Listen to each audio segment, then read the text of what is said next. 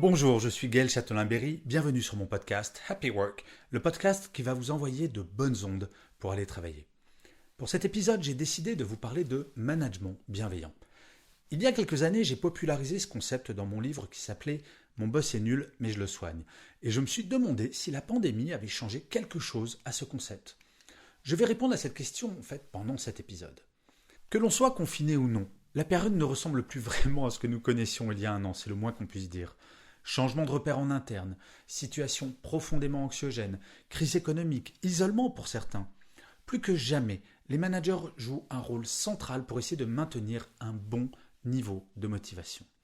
Et oui, nous l'avions constaté à la sortie du premier confinement. La motivation des salariés s'était effondrée et l'un des problèmes à gérer était la perte de sens donnée à son travail. L'avantage de cette nouvelle phase dans la pandémie, c'est que nous avons une certaine expérience maintenant et que nous pouvons éviter certains écueils. Dans toutes les périodes sombres de notre histoire, c'est la bienveillance qui nous a permis de nous en sortir. On ne lutte pas contre une situation anxiogène en générant plus de stress. Cela semble évident dit comme cela, et pourtant, étrangement, quand on parle de management, le réflexe n'est pas encore automatique. Ainsi, le management bienveillant plus que jamais s'impose.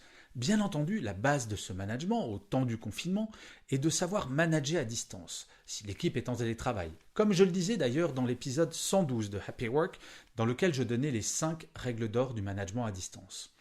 Mais le manager bienveillant, aujourd'hui, c'est bien plus. C'est de réussir à transformer cette période qui pourrait déprimer une armée de clowns en une période de transition vers une relation manager-managé plus riche, plus constructive.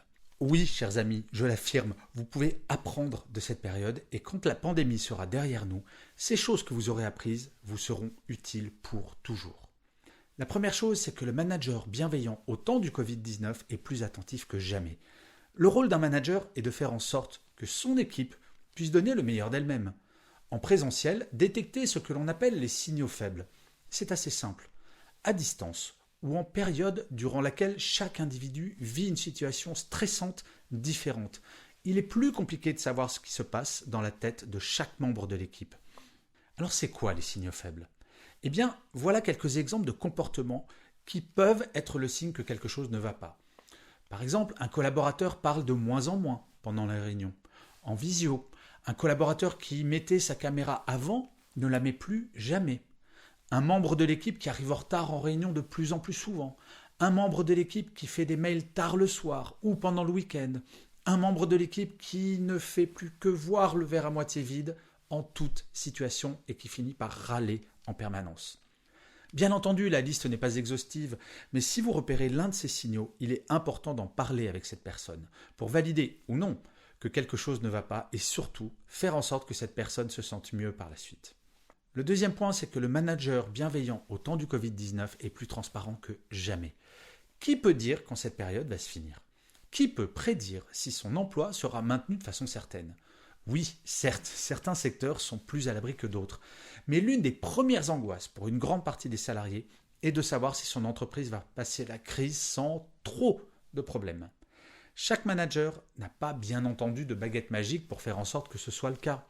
Mais par contre, il faut à tout prix éviter que des rumeurs commencent à circuler dans l'entreprise. Rumeurs qui pourraient petit à petit démotiver l'ensemble de l'équipe. Être transparent, c'est partager les informations en sa possession afin que les équipes n'aient à aucun moment le sentiment que des choses essentielles leur sont cachées. C'est grâce à cette transparence descendante que la parole au sein de l'équipe pourra être libérée et que personne ne sera isolé pour gérer ses émotions ou ses angoisses. Le troisième point, c'est qu'un manager bienveillant au temps du Covid-19 doit être plus empathique que jamais. Nous ne sommes pas toutes et tous égaux devant la pandémie et devant le confinement. Rien que dans mon foyer, mon épouse vit beaucoup plus mal ce deuxième confinement alors que moi je le vis nettement mieux. Alors que c'était exactement l'inverse pour le confinement saison 1. Le manager bienveillant ne doit jamais imaginer que toute son équipe vit la même chose que lui ou elle, en positif comme en négatif d'ailleurs. Il ne faut pas se dire qu'un salarié qui a bien vécu le premier confinement fera de même avec le deuxième. Cette pandémie est une épreuve unique et de vous à moi, rien ne peut nous laisser penser que nous n'en avons pas encore pour très longtemps. Nous n'en sommes pas certains. Plus nous serons empathiques, plus nous serons en mesure de bien vivre cette période. Entre guillemets bien. Il faut voir cette période comme une guerre dont nous sommes les soldats. Et dans une armée, plus les soldats sont coordonnés et partagent les mêmes objectifs, plus elle est efficace. Le rôle du manager bienveillant est en ce moment de savoir évaluer comment chaque membre de son équipe vit cette période et, le cas échéant, de leur donner les moyens de la vivre toutes et tous de la même façon. Le quatrième point, c'est que le manager bienveillant au temps du Covid-19 doit être plus disponible que jamais. Être disponible, ça ne veut pas dire faire acte de présence en permanence comme l'a fait ce manager lors du confinement saison 1 en exigeant que son équipe se connecte en visio à 8h30 du matin, non-stop jusqu'à 18h30, histoire de, selon ce qu'il disait, de garder le contact en permanence comme on le faisait avant la pandémie. Être disponible, c'est de réserver des plages horaires pour chaque membre de son équipe si jamais celle-ci en a besoin. Idéalement, le manager bienveillant aura une réunion d'équipe par semaine afin de garder une bonne cohérence d'équipe, mais il doit clairement exprimer à son équipe qu'il est là pour eux, quand il le souhaite et si il le souhaite. Parfois, les managers peuvent penser qu'en temps de crise, leur rôle est autrement plus important et stressant que celui des membres de son équipe. Le manager bienveillant, lui, n'oublie jamais qu'il n'est rien et qu'il ne sert à rien sans son équipe. La priorité, c'est son équipe, c'est pas lui. Le cinquième et dernier point, le manager bienveillant au temps du Covid-19 est plus bienveillant que jamais avec lui-même. Combien d'heures supplémentaires ont été faites par les managers pendant le confinement saison 1 ? En moyenne, les salariés ont travaillé 48 minutes de plus par jour. Mais ce n'est qu'une moyenne. Combien de managers ont fait des journées de 10, 12, parfois 15 heures, 7 jours sur 7 ? Le niveau de fatigue mentale était très élevé à la sortie du premier confinement. Et chaque manager devrait vraiment faire extrêmement attention à ce qu'il se passe en ce moment. Il faut bien avoir en tête que ce n'est pas un sprint que nous courons actuellement, mais probablement un marathon. Il est donc fondamental que tout le monde prenne soin de soi, notamment en veillant à garder un bon équilibre, vie privée, vie professionnelle, ce qui est paradoxalement moins simple lorsque l'on est en télétravail à 100%. La tentation peut être grande de faire un petit email à 22h ou de travailler sur un dossier le week-end. Il est important, très important, de définir les limites au plus vite afin de ne jamais s'épuiser pendant la pandémie. Être bienveillant ne sera pas suffisant, j'en ai bien peur.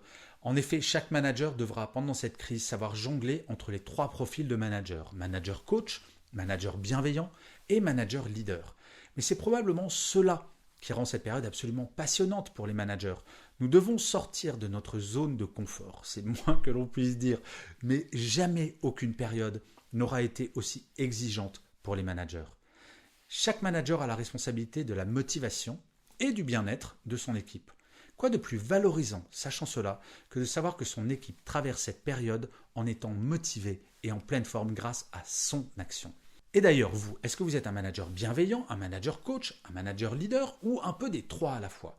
Alors ce que je vous propose, pour le savoir, c'est d'aller sur mon site web www.gchatelain.com. Vous y trouverez un test pour pouvoir le déterminer. Ce test étant bien entendu gratuit.